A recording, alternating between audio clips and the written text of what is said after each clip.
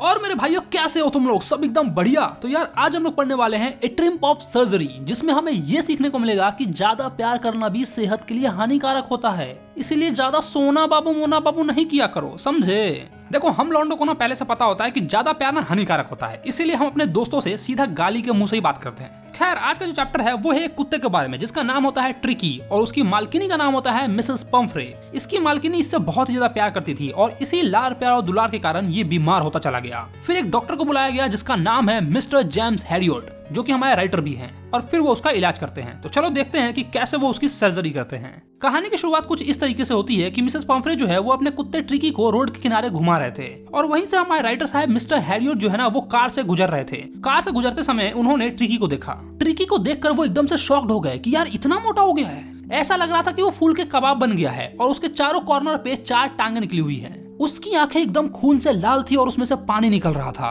वो बिल्कुल सामने देख रहा था और अपने जीभ को जबरे से बाहर निकालकर हाँफ रहा था। फिर मिसेस पंफ्रे मिस्टर हैरियट को सब चीजें एक्सप्लेन करती है। ये बहुत ही ज्यादा कमजोर हो गया था, इसमें बिल्कुल भी शक्ति नहीं थी। मुझे ऐसा लगा कि ये माल न्यूट्रिशन का शिकार हो गया है, कुपोषण का शिकार हो गया है, इसलिए मैंने ना बीच बीच में इसको कुछ एक्स्ट्रा मील्स देना स्टार्ट कर दिया।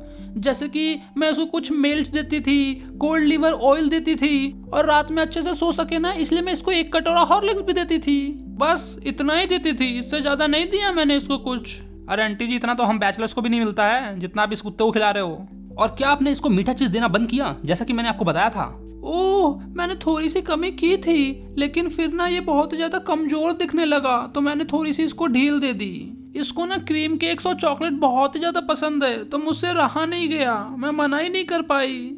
और फिर मैंने उस छोटे से कुत्ते की तरफ देखा और मन ही मन सोचने लगा कि यही तो समस्या है। ट्रिकी की एक ही दिक्कत थी कि वो लालची था। वो कभी भी खाने को मना करता ही नहीं था, दिन हो या रात कभी भी कुछ भी खा लेता था। और फिर मैं उन चीजों के बारे में सोचने लगा जो मिसेस पंफ्रे ने बताया ही नहीं है, क्योंकि यार ये बात हमें भी पता है कि वो अपने कुत्ते से बहुत ज्यादा प्यार करती है, इसीलिए उन्होंने बस कुछ ही चीज बताई है, बाकी चीजों का तो जिक्र भी नहीं किया कि हाँ मैं ये चीजें देती हूँ उसको। तो उसी के बारे में मिस्टर हैरियट जो है वो सोचने लगते हैं। क्या आप इससे भरपूर एक्सरसाइज करवाते हैं? हाँ ये थोड़ी दूर ना मेरे साथ वॉक पे जाता है जैसा कि आप देख ही सकते हैं, लेकिन वो क्या है ना हमारा जो गार्डनर है ना हॉटकिंग, वो ना बीमार चल रहा है अभी, उसके कमर में दर्द है तो इसीलिए हम वो रिंग फेंकने वाला जो एक्सरसाइज होता है ना वो नहीं करवा पा रहे हैं। बाकी तो ये मेरे साथ चलता है।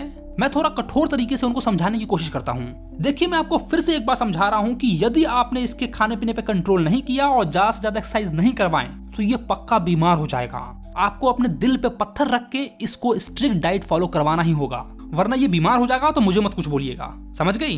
ये सुनते ही मिसेस पंफ्रे जो है घबरा गई, अपना हाथ मसलने लगी और बोली, ओह मैं ऐसा ही करूंगी मिस्टर हैरियट, मुझे आप पे पूरा विश्वास है, आप जो बोल रहे हैं वो सही बोल रहे हैं, लेकिन ये ना मेरे लिए थोड़ा डिफिकल्ट काम है।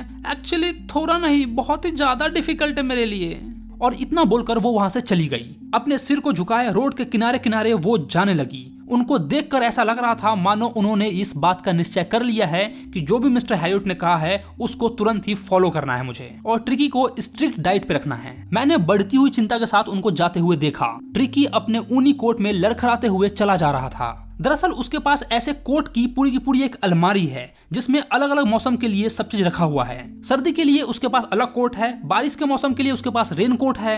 अपनी सजावटी ड्रेस में वो बड़ी ही मुश्किल के साथ लड़खड़ाते हुए चला जा रहा था और इस चीज को देखकर मैं समझ गया था कि वो दिन दूर नहीं जब मिसेस पंफ्रे मुझे खुद बुलावा देंगी और मुझसे कहेंगी कि डॉक्टर साहब मेरा कुत्ता बीमार हो गया है, जरा देखिए ना। और जैसा मैंने सोचा था ठीक वैसा ही हुआ। कुछ ही दिनों बाद मिसेस पंफ्रे का मेरे पास कॉल आया। वो बहुत ज्यादा दुखी और परेशान थी। ट्रिकी कुछ भी नहीं खा रहा था, यहाँ तक कि उसने अपने मन पसंदीदा भोजन को भी छोड़ दिया था। वो केवल बार बार उल्टियां कर रहा था, न तो वो घूमने जा रहा था और न ही कुछ कर रहा था। वो अपना सारा समय कालीन पर लेटकर हाँफता रहता था। मैंने अपनी प्लानिंग पहले ही कर ली थी। ट्रिकी को बचाने का एकमात्र तरीका था कि उसको उसके घर से बाहर निकालना होगा। मैंने उनको सजेस्ट किया कि आप इसको 14 दिन के लिए हॉस्पिटलाइज कर दो, हमारी देखरेख में रहेगा, ठीक हो जाएगा। ये सुनते ही मिसेस पंफ्रे लगभग बेहोश ही हो गई। उनको पूरा विश्वास था कि अगर ट्रिकी उनको डेली नहीं देखेगा तो तड़प तड़प के मर जाएगा, लेकिन मैं अपनी बातों पे कठोरता पूर्वक टिका रहा। ट्रिकी बहुत ज्यादा बीमार था और उसे बचाने का यही एकमात्र तरीका था। मैंने सोचा कि बिना देरी किए हुए इसको यहाँ से ले जाना ही बेहतर होगा। मैंने उस छोटे से कुत्ते को ब्लैंकेट में लपेटा और अपनी कार की तरफ लेकर बढ़ने लगा। मिसेस पंफरे भी रोते रोते मेरे पीछे आने लगी। सभी कर्मचारी जग गए और नौकरान यहाँ ट्रिकी के दिन के बिस्तर, रात के बिस्तर, पसंदीदा गद्दे, खिलौने, रबर के वस्तु और नाश्ते के कटोरे, खाने के कटोरे, रात के भोजन के कटोरे, कितना कटोरा है बे, ये सब उठाकर अंदर से बाहर की ओर ला रही थी। लेकिन मुझे पता था कि ये सारी चीजें मेरे कार में नहीं आएगी, इसलिए मैंने कार स्टार्ट कर दिया और धीरे धीरे बढ़ने लगा। जैसे ही मैं वहां से चला, मिसेस पंफरे बहुत ज्यादा रोने लगी और रोते रोते उन्होंने कुछ कोट जो है ट्रिकी के वो मेरे कार के खिड़की से अंदर फेंक दिया। कॉर्नर पे मुड़ने से पहले मैंने कार के साइड ग्लास में देखा तो पीछे सब रो रहे थे।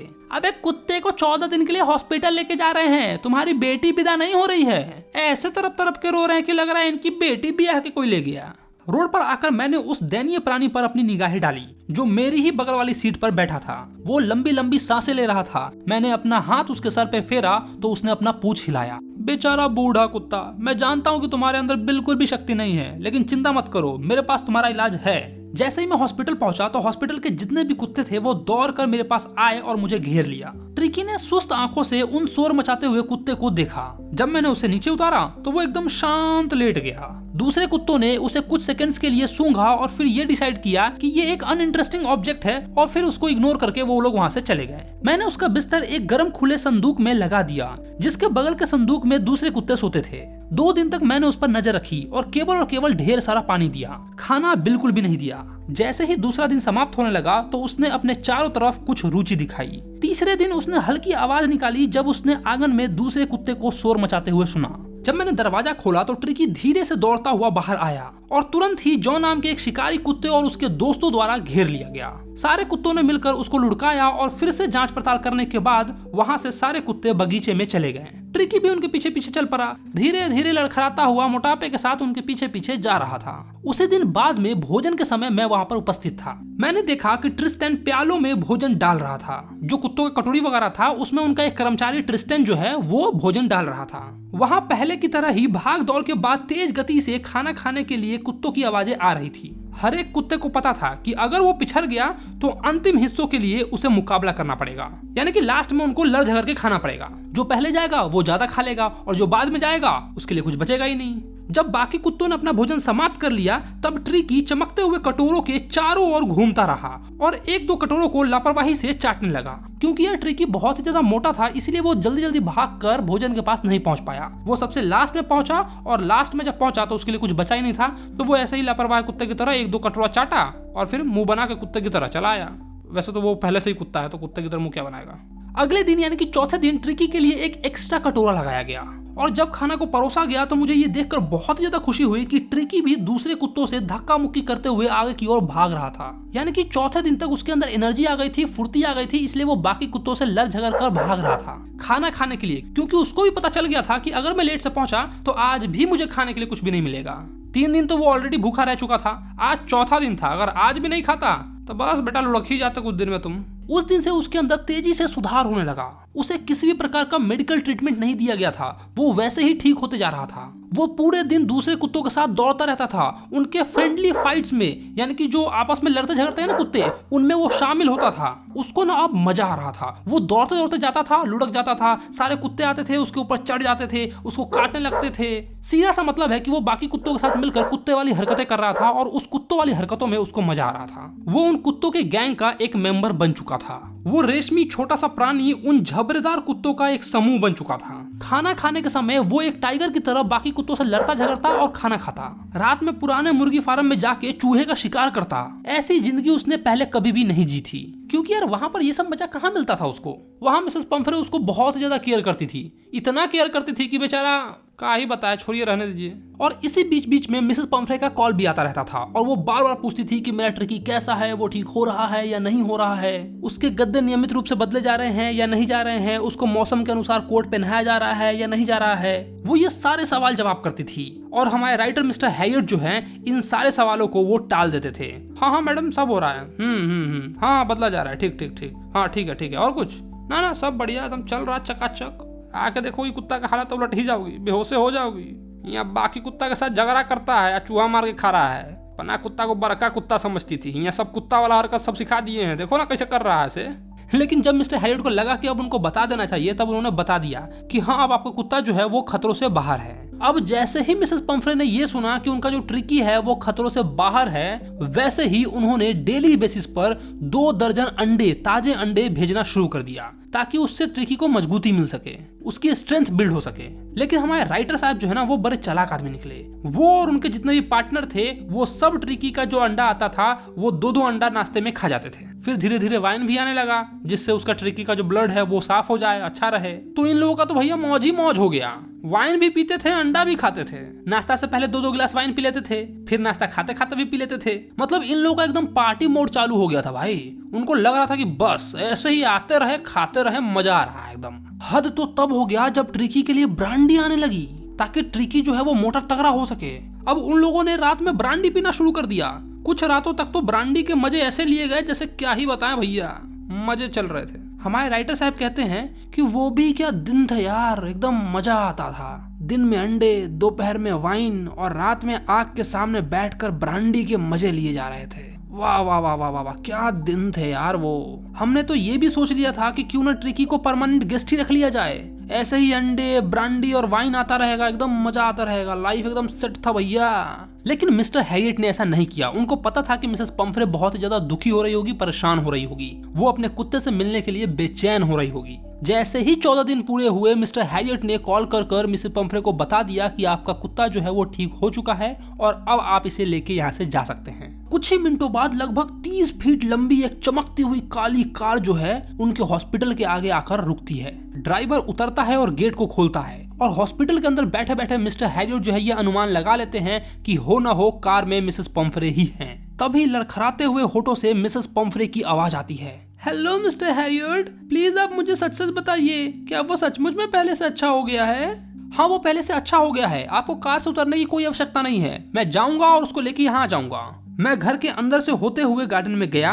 कुत्तों का एक झुंड घास के मैदान में बहुत ही तेज गति से गोल गोल घूम रहा था। उनके बीच में कान को फटकारते हुए, पूंछ को हिलाते हुए हमारा ट्रिकी भी था। 2 हफ्तों में वो बहुत ही लचीले और कठोर मांसपेशियों वाले प्राणी बन चुका था। उसका शरीर इतना तगड़ा हो गया था कि उसकी छाती जमीन से रगड़ा रही थी। मतलब उसका जो चेस्ट है ना वो जमीन से टच हो रहा था। वो इतना मोटा तगड़ा हट्टा कट्टा हो गया था। वो उन कुत्तों के झुंड के साथ बहुत ही अच्छी प्रतियोगिता कर रहा था। मैंने उसे उठाया और गलियारे से होते हुए घर के सामने ले आया।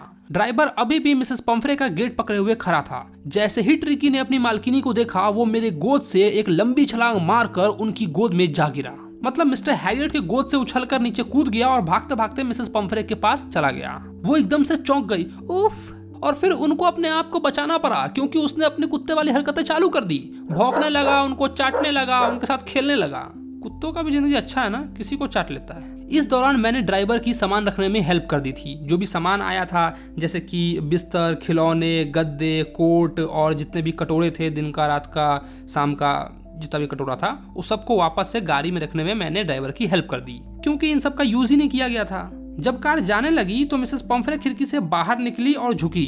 उनकी आंखों में आंसू थे, उनके होंठ कपकपा रहे थे और उसी कपकपाते हुए होंठ से वो चिल्लाती है, ओह मिस्टर हैरियट, मैं आपका धन्यवाद कैसे करूं? ये सर्जरी की जीत हुई है। This is the triumph of surgery, यानी कि सर्जरी की जीत हुई है। आपने कर दिखाया, आप महान हो। तो भैया अगर चैप्टर आपको समझ में आ गया है तो थोड़ा अपने आप को भी जांच लीजिए। नीचे डिस्क्रिप्शन में एमसीक्यू का लिंक दिया हुआ है। एप्लीकेशन या वेबसाइट पे जाइए और एमसीक्यू दे के देखिए। अपने आप को जांचिए कि सचमुच में आपको चैप्टर समझ में आया है या नहीं आया है। बाकी अगर वीडियो अच्छा लगा होगा तो वीडियो को लाइक कीजिएगा और अगर आप भी बहुत ज्यादा किसी से प्यार करते हैं तो जरा हमको नीचे कमेंट करके बताइए कि कौन है वो शख्स। एक बात और, अगर आपने अपने भाई का चैनल सब्सक्राइब नहीं किया है तो क्या कर रहे हो भाई लोग, चैनल को सब्सक्राइब मारो यार, फ्री का है। चलो तो मैं मिलता हूँ तुमको इंस्टाग्राम पे, वहीं पे अपनी बातचीत होगी। ठीक है, बाय बाय।